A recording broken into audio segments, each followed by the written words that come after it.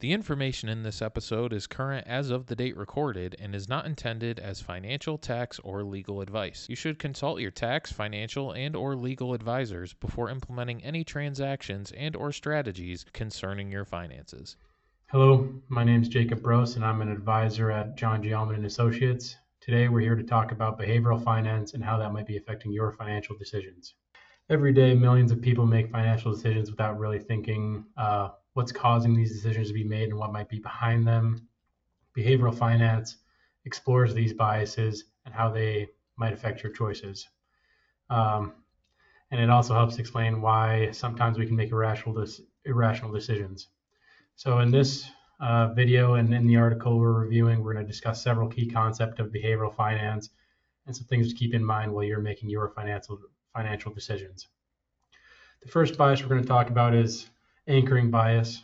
This is how your first impression of something might affect your overall decision. This is the idea that you tend to rely on the first piece of information you receive, the anchor, as in other words, when making your decisions. Got a couple of cool examples here that I'll share. So first one is maybe when you're looking at a menu, you might look at the filet mignon for your choice, and it might be $50 or $60. By seeing that first and seeing how expensive it is, you might be more prone to choosing the 6-ounce steak that's maybe $20 or $25. But looking at these together, maybe ounces to dollars paid, it might be more beneficial to get that filet versus the smaller steak. This can also be seen in jobs and any sort of negotiations regarding cost or how much you're being paid. Maybe the person buying a car that you're selling gives you a lowball offer. You see that offer, maybe you think, oh, well, maybe my car is not worth that much. You might be more prone to take a slightly higher offer than that original one, but it might not be the best offer you could receive. This can also go into like a car salesman. Maybe they're showing you the most expensive car model, one that you're looking at. You see that first price tag, and you may be more likely to pay more for the car than you're expecting just because you expect it to be higher based on that first price, the anchor. Again, in essence, with all of these different examples, the initial high price or the anchor skews your perception of the second option. Essentially, it leads to you making a decision based on that anchor rather than a objective assessment of whatever it might be. The next we're going to look at is herd behavior. I think many people have heard of this, but if not, it occurs when individuals mimic the actions of others, basically follow the leader in essence. And this is without them considering any underlying reasons as to why they are following this person. This can be very dangerous in financial markets. One instance in the past is the 2008 financial crisis. While this was already a big problem at the time, as soon as one person started taking their money out, it started a chain reaction that really increased the impact of the whole crisis and really made it a lot worse than it might have been if this wasn't a problem. I've seen videos where somebody will kind of jokingly start a line outside maybe a closed restaurant or a closed venue with no event or no opening hours, and people will just blindly get in line with them. I find that pretty interesting when I see that. More recently, you might have heard of the meme stocks. Modern technology and social media has really made herd behavior a big problem.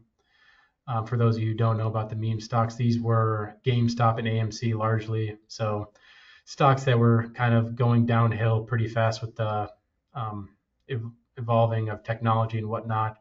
Basically, some people got online, said it's wrong that people were betting against these stocks, and they boosted them up quite significantly just based on herd behavior and following the leader. Again, when people follow the crowd without a critical analysis, especially when associated with the financial market, it can lead to some serious economic disruptions. Next up, we're going to look at mental accounting. This is basically how in your mind you label your money. So while you might not think of it off the top of your head, but we do mentally categorize and treat different types of money separately. One great example that I hear way too many times is your tax refund. Well, a lot of people think tax refund is just the government giving you a nice check and, let's go out to a nice dinner, buy a new phone, do whatever with it, just kind of throw the money away because you weren't expecting it. This money is essentially money you have given the government throughout the year to cover your taxes. This is the leftover amount after you had paid your taxes. You had given this much in addition to the government. So whether it's through your withholding or an estimated payment, it is a return of your money. So it's not essentially a gift. Well, that leads me into my next topic is gifting, or maybe found money. So if you get gifted money or found money, you tend to categorize that differently than earned money. So you might treat it differently and spend it more frivolously than you would your regular paycheck. Um, Another example here you can look at is maybe people have a coin jar at home that they're saving for a vacation. Those jars can get pretty built up over time, and while that's great to save up for a vacation, maybe that money could be better used toward paying off your credit card debt, something along those lines. Essentially, this compartmentalization prevents you from using your money in the most effective way. Lastly, we're going to look at the disposition effect. This is the emotional bias in investing. I also seen a lot of this too. This is basically the idea to you sell investments too early and you hold on to losers too long. So with the winner, so maybe stock goes up 100 or $200, you decide to cash out, take your gain. Well, that's all good. Maybe the stock goes up another 300 or 400 that you miss out on. That's the emotional bias on the positive side of investing. On the downside, this is the idea that people will hold on to investments longer than they should because they think it's going to bounce back or rebound in some way, when sometimes they can just continue to go down and their losses continue to get worse. I also do want to point out that another thing I noticed about this is that a lot of people might think or say, I'm up $700 or maybe $1,000 on the stock market today. Well, my first question is, did you sell? If you didn't sell, you haven't made anything. You're up $600 or $700, whatever it might be, but you haven't made anything. Again, that same idea can be translated into losses. If you're down 600 or $700, you haven't lost it. You're just down. The only reason you've actually lost or gained money is when you've sold that investment and realized those gains. Specifically for the loss side, this behavior generally where you hold on to losers longer than you should is called loss aversion. Just the fear of realizing that loss can lead to investors making suboptimal decisions.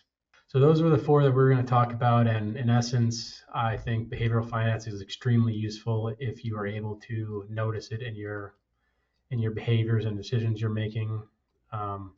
And I do want to point out that financial professionals such as myself are not immune to these whatsoever. And in my case, I think I just realize it when I'm doing it, but I'm still going to do it regardless because there might not be a huge impact either way on the ones I'm specifically talking about. But recognizing these biases is a great step to improving your financial decisions and your livelihood for that matter.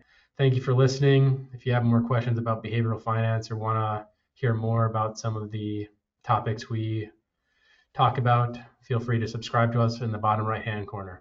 Thank you.